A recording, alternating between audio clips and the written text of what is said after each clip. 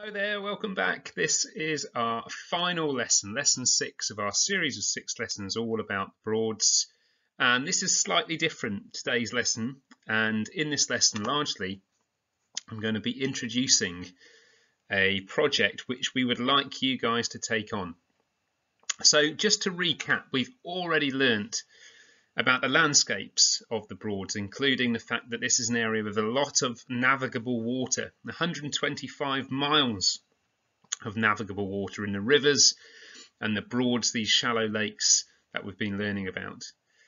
Also, last lesson we were looking at some field work, and one of the things that we found out was that actually this is an area that generally attracts older people. So we're going to combine these two things that we've learned about the Broads in today's lesson. One of the things that we learned quite early on in the series of lessons is that this area is an area which is managed, and it's managed by the Broads Authority. It's their job and their responsibility to look after this area of outstanding beauty. One of the roles that the Broads Authority have in the National Park is written on the screen here: to promote people's enjoyment of the special qualities of the area. So to do that, the Broads have got to try, as part of their role, to appeal and attract people from all over the country of all different ages to come to the Broads. Now, we've learned that the Broads actually has generally an appeal mainly to older people. One of the things the Broads Authority are keen to do is actually broaden that appeal to not just older people, but younger people as well. Therefore, the Broads Authority are very open-minded to a number of suggestions that could perhaps make this area more desirable for younger people. And with the intention of increasing the appeal of the Broads National Park to younger people, and with their ongoing commitment to promoting young people and just generally people's enjoyment of the area, the Broads Authority are exploring the potential to stage a brand new event. This event is a junior triathlon, and I'm going to tell you a little bit about the initial plans and ideas that we currently have regarding this junior triathlon. In recent weeks, we've worked with the Broads Authority to try and develop different avenues at which they may explore thinking about how the Broads could potentially become more popular with younger people.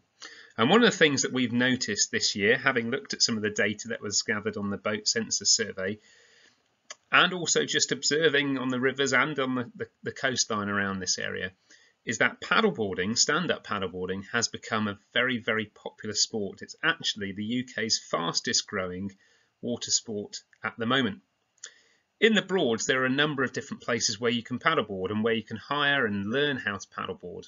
And we've actually approached a company called Secret Stand-Up Paddleboarding, and they are actually already actively involved in creating events which encourage a younger clientele, I suppose, to this area. For the last few years, they've been organising something called the Broads Adventure Series. Now, this is a triathlon with a twist. Normally, a triathlon involves a run, a swim, and a cycle. Well, for the Broads Triathlon, or the Broads Adventure Series, they've swapped out the swim and they've replaced it with the stand-up paddle. So they already put on an adult Broads Triathlon event. Now, they're very keen to explore whether there is demand and whether it would be feasible or not to put on a junior triathlon. And they have approached us, and we've also been working with them to try and get some input into designing an appropriate triathlon route. So this is where you come in. We are looking for your help to genuinely try and create an appropriate, safe but exciting and appealing junior triathlon route to include paddleboarding, cycling and running. At this stage, I'm just going to show you this short clip.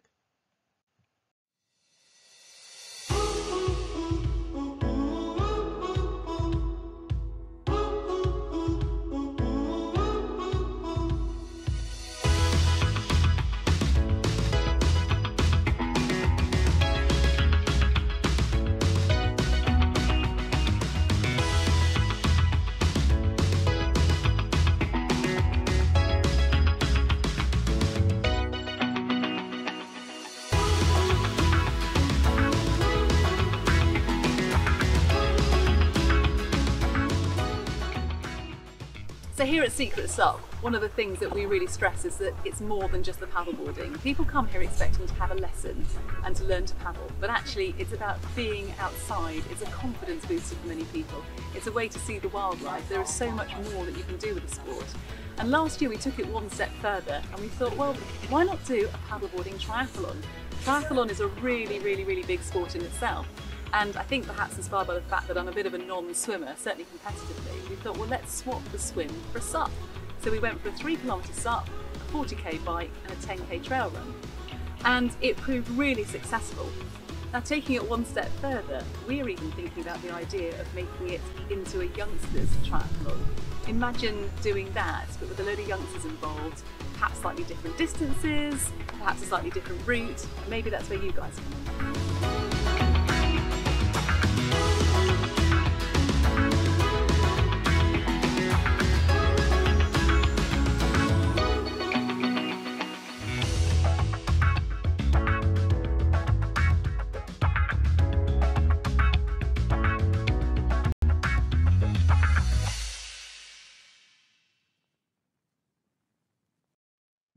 So we heard from Sarah there, and you saw lots of images of paddleboarding. You can see just why this area is so good for paddleboarding. We've got such a large network of waterways that the Broads is actually a fantastic place for this growing sport.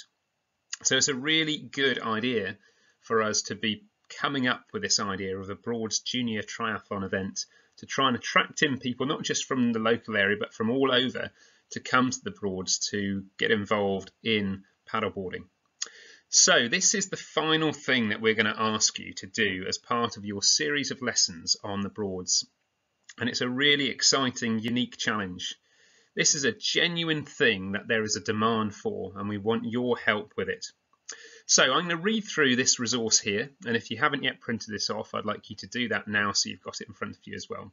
But this worksheet here, or this information sheet, gives you the information about what it is that we're envisaging that we would like you to create.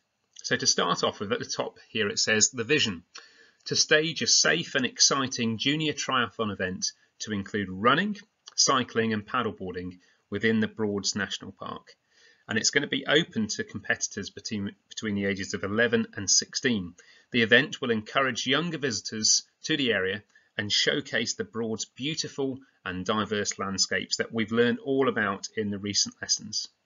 So this is the vision, and the second box down there explains what's called the brief. So this is the overview of what it is that we would like you to design. So we would like you to design a new course, and the route of that course and its location is completely up to you. However, it does have to be within the Broads National Park. And these bullet points are the essential criteria.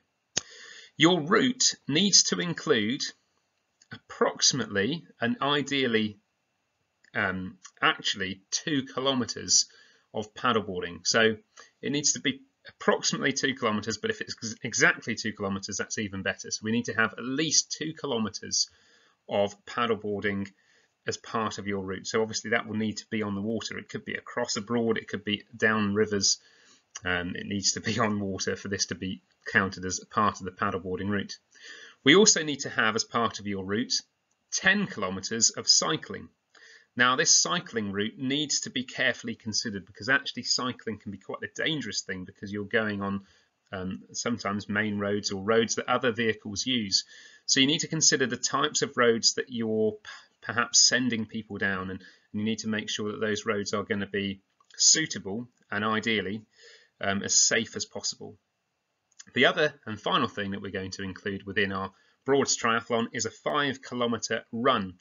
And this again is best if it's done in the safest way possible. So on things like footpaths and bridleways, anything like that would be great. If it's traffic-free routes, that would be fantastic. So the event needs to be designed in that order. So the paddleboarding comes first, then the cycling, and then we finish off with a 5k run. Second bullet point, and this is absolutely fundamental, this needs to be a safe route. You need to think about avoiding hazards like busy roads and boating areas, but perhaps also avoiding maybe busy built up areas. It might well be that if there's lots of competitors as part of your event, that it may be practical that we have to close roads. So actually that's going to be more inconvenient to do that in towns or cities, and perhaps more easy to do that if they're smaller roads. So think about the safety aspect of your route all the time.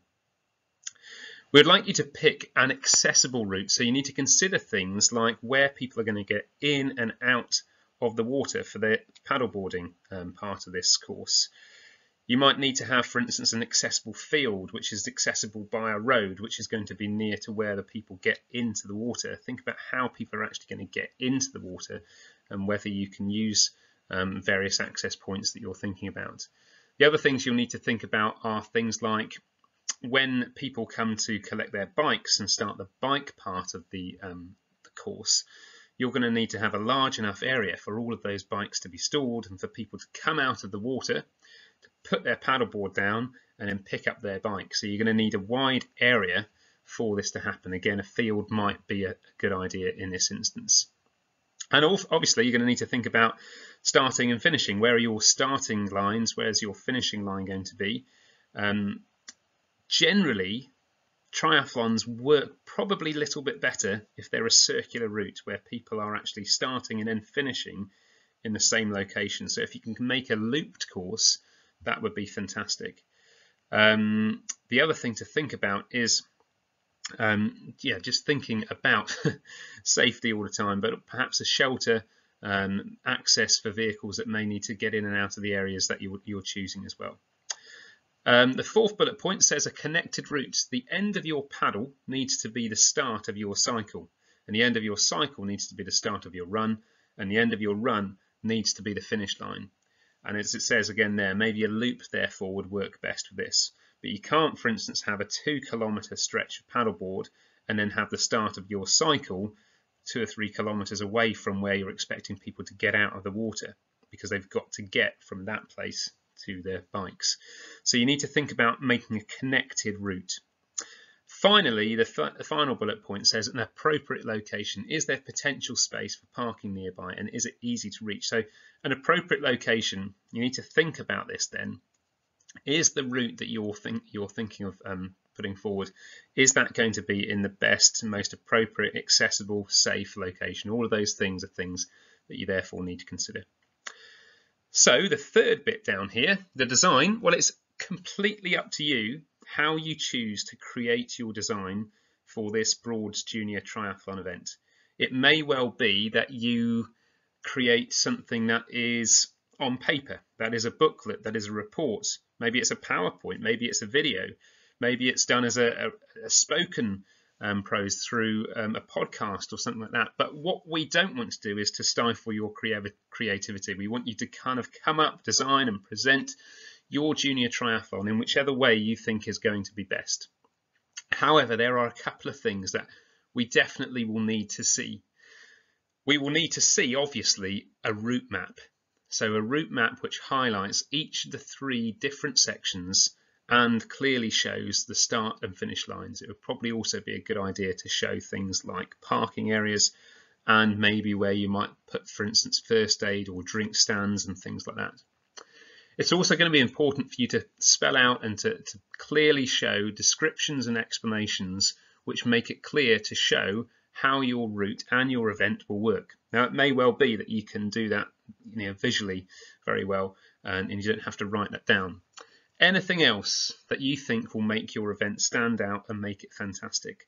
But ultimately, we wanted just to kind of give you the broad guidelines and for you then to take this idea and run with it, because there is a need for younger people to be attracted into the Broads. We think that stand-up paddleboarding is something which is becoming incredibly popular. The Broads has got the natural attributes of lots of water and very flat land to make something like a triathlon very, very possible.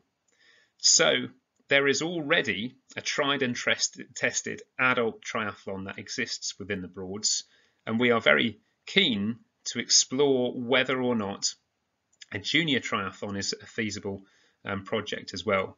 So we would love to have your suggestions, and no matter what format you do it in, we would welcome your suggestions. And at this stage, You'll need to talk to your teacher, and your teacher will have the details about submitting your entries, your applications to us, and we will be really, really excited to see them and to consider whether or not they would make an appropriate Broads Junior Triathlon route. So I would say, where possible, try to use the knowledge that you've gained in the last 5 lessons and pull some of that knowledge into your design for the Broads Triathlon. We'll really look forward to receiving your entries. We hope you've enjoyed learning about the Broads, and we obviously hope that one day soon you will come and visit the Broads and enjoy them in all their glory. Thanks again, and well done.